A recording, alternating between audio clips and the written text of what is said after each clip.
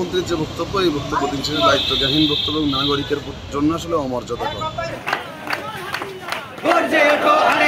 প্রধানমন্ত্রীর সংস্পর্শে থাকা একটা পিয়ন সে বলতেছে যে হেলিকপ্টার ছাড়া যাতায়াত করে না, ফলে এই টাকাটা সে একটা বড় সময় ধরে মানে একদিন লুটপাট করে পুরো টাকাটা সঞ্চয় করে না, এটা দীর্ঘদিন ধরে সঞ্চয় করেছে, আপনারা জানেন। তেমন একটা ব্যবস্থা আসলে বাংলাদেশে প্রতিষ্ঠিত হয়েছে যেখানে একজন পিয়নের পক্ষেও 400 কোটি টাকা চুরি করার সুযোগ তৈরি হয়েছে।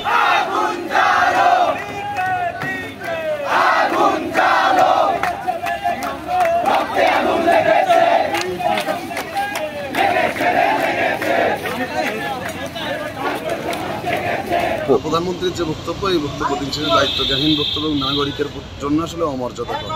এই ধরনের বক্তব্য আমরা প্রধানমন্ত্রীর কাছে, রাষ্ট্রপ্রধানের কাছ থেকে প্রত্যাশা করি না। আর পরবর্তী ব্যাপার হলো যে আসলে আমরা বারবার করে এগুলো ব্যাখ্যা করছি যে কেন আসলে মুক্তিযোদ্ধা করার এই মুহূর্তে প্রয়োজনীয়তা নেই, সেই ব্যাখ্যায় আমরা যাব না। কিন্তু এই অ্যাকসেন্ট এইভাবে করে আসলে প্রধানমন্ত্রী আন্দোলনকারী শিক্ষার্থী এবং গোটা দেশের অপমর জনগণকে এইভাবে করে অপমান করতে পারেন না। আমার মনে হয় যে আসলে এই বক্তব্য ওনার দিক থেকে, এই দায়িত্বশীল জায়গা থেকে এই বক্তব্য আসা উচিত নয়। আচ্ছা, প্রথমত প্রধানমন্ত্রীকে ধন্যবাদ, মানে ভুল করে হোক অনিচ্ছা সত্ত্বেও সত্য কথাটা বলে ফেলার জন্য। ব্যাপারটা হলো যে আসলে যদি ব্যবস্থাটা এরকম না থাকে, যে ব্যবস্থা লুটপাট মানে লুণ্ঠনকে বৈধতা না দেয়, সেই ব্যবস্থার অভ্যন্তরে একজন পিয়ন চাইলে পরে 400 কোটি টাকা 500 কোটি টাকার মালিক হতে পারে না। এবং সেটা কি প্রধানমন্ত্রীর সংস্পর্শে থাকা একটা পিয়ন সে বলতেছে যে হেলিকপ্টার ছাড়া যাতায়াত করে না, ফলে এই টাকাটা সে একটা বড় সময় ধরে মানে একদিন লুটপাট করে পুরো টাকাটা সঞ্চয় করে না, এটা দীর্ঘদিন ধরে সঞ্চয় করেছে, আপনারা জানেন। দেশে মানে কতগুলো গোয়েন্দা সংস্থা, সবগুলোর নাম আমি আপনিও জানি না। তো এরপরে প্রধানমন্ত্রীর দপ্তরে থাকা একটা মানুষ 100 কোটি টাকা চুরি করে ফেলতেছে, এটা রাষ্ট্রপ্রধান জানেন না। প্রথমত এটা খুব বিস্ময়কর, আমি মনে করি এটা বিশ্বাসযোগ্য না।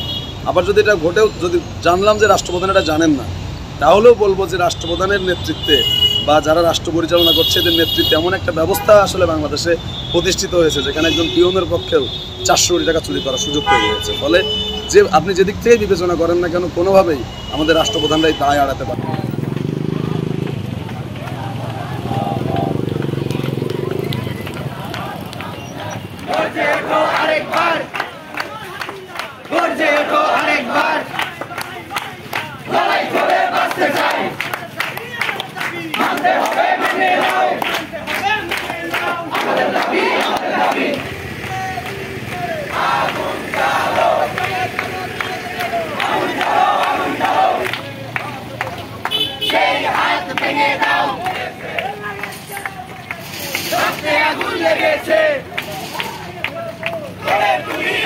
আরো দেব রক্ত,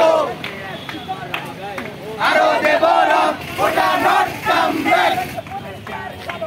ভেঙে দাও, ঘুরিয়ে দাও, বন্ধ করা যাবে না, বন্ধ করা যাবে না।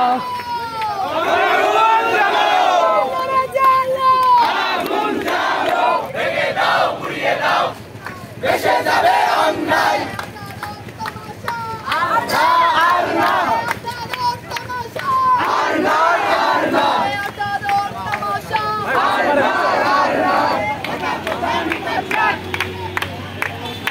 এক দুই তিন চার, ওই সঙ্গে খাই না।